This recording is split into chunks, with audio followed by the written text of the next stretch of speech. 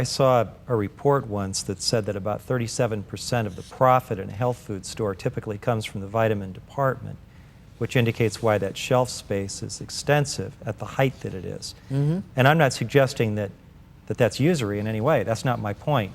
My point is only that it's a major part of what health food organizations are retailing, and it plays a large role in what they do. And unfortunately, you know, different vitamins such as chelating vitamins where they actually attach an amino acid to it, it's much more expensive to do that, but your body will be able to utilize and absorb that vitamin much better than one that's not chelated. And we have to realize that these synthetic chemicals that they can make them for pennies on the dollars. And that's why they're doing it, is for the profit, in my opinion. Suppose that an individual said, okay, I'm going to start drinking water instead of sugared pops. I'm going to stop eating junk food. I'm going to start eating full whole foods. I'm going to do a little research and figure out how I can get my hands on a quality vitamin that's from whole foods. I'm going to start exercising. Am I going to feel better from doing that? Absolutely. It's going to take a while to make the change. It all depends what dietary changes you make.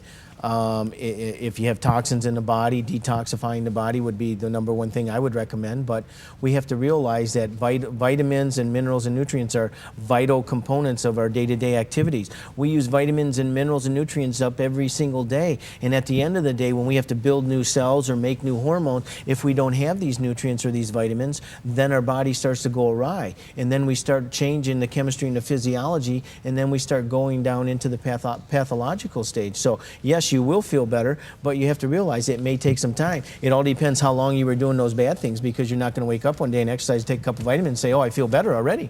What is the role that environmental stresses play in general health when compared to things like food, exercise, things like that? Well, environmental stress plays a huge role, in my opinion, in any type of disease, and we're literally surrounded by them. We're not going to get away from them. Talking pollution here. Pollution. Air pollution, water pollution. Air pollution, chemicals in foods. We're talking chemicals, pesticides that we put on our lawns, that we spray in our schools, we spray in restaurants. We spray these chemicals in food factories right underneath the machines that are processing the foods, and they're all going to get in our foods, and they're all going to end up in our bodies. So we have to rid these through a detoxification program.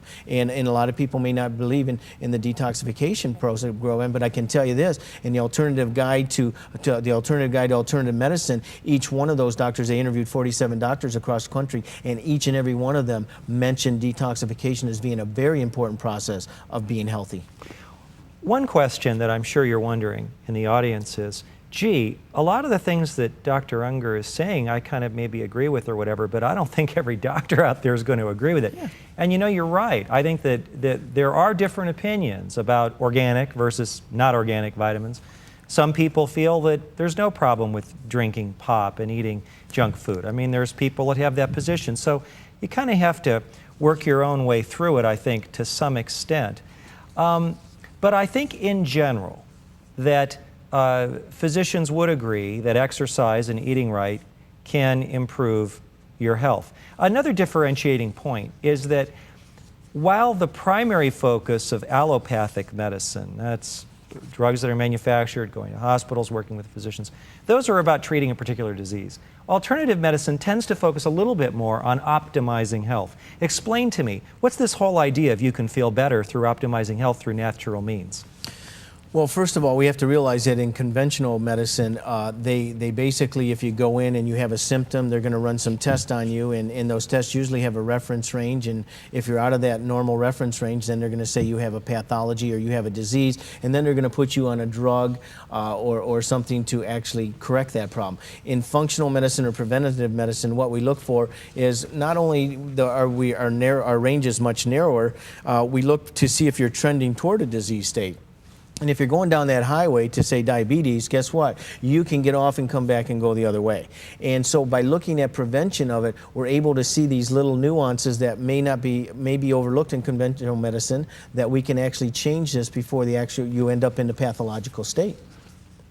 For a lot of our audience, they kind of knew that they weren't supposed to be drinking too many pops. They kind of knew that they shouldn't be eating as many fried foods and junk food. Why do we as Americans eat so much junk food? What's going on? Because there's about $400 billion out there floating around promoting this stuff on TVs, advertisings, and things like that. Sorry to say it, but that's the sad truth of the fact. And we have to realize, and this is what patients don't realize, or people don't realize, is that once you get caught up in this reoccurring vicious cycle, what happens is that you eat these junk foods, an hour and a half later you're hungry, your brain wants instant energy, so you go right back to this quick sugar because that's going to get you right back to where you need to be. And they get caught up in this reoccurring cycle. And unless you break that cycle by changing their chemistry or their physiology, they're never going to be able to get away from it. Another point, too, is that most corporations, I think, and their stockholders want to serve the public. They want to do the right thing. But I'm sure if their marketing department was here, they would say, we're going to have trouble selling whole wheat cookies. People don't want to buy them. And so, to a certain extent, what's happening with food has to do with the aggregate decisions of the whole population about what we choose to eat. Do you see any signs that the American people are moving towards personal decision making that makes more sense relating to what they eat? Absolutely, and it's getting more evident year by year. I've been doing this for quite some time, and I can tell you in the last 5 years, just take a look at some of the local grocery stores are now carrying organic foods where they never did 5-10 years ago. And you don't need to be a specialized health food store. So people are making a more decision, and these baby boomers are deciding, maybe I don't want to live the way my mom and dad lived and at the end of their lifetime, and I want to be more healthier. So people are being more conscious, and the key is to educate yourself. What do you think you have to say to people that say that all this natural stuff is a bunch of hooey? Well, I say the proof's in the pudding. And what I mean by that is that all you have to do is come and look at the test that's been run pre and post, and you can see that there are changes that have been made. Their symptoms go away. Their chemistry changes. Their pathological conditions are no longer evident. Their blood tests are in the normal range. And so, those who are saying that are usually ignorant on the subject, and they don't really know much about it, and they're just throwing it out there.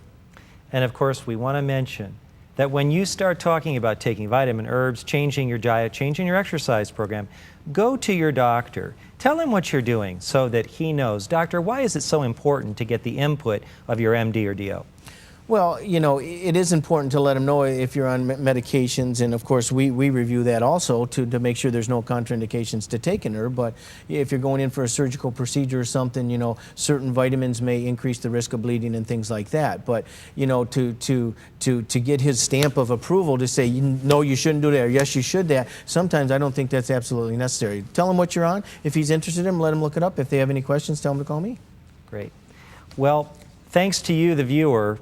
We're doing this series on alternative medicine, and what an interesting topic it is. Today was vitamins, and again, we've been talking with Dr. Keith Unker from the Center for Natural Medicine.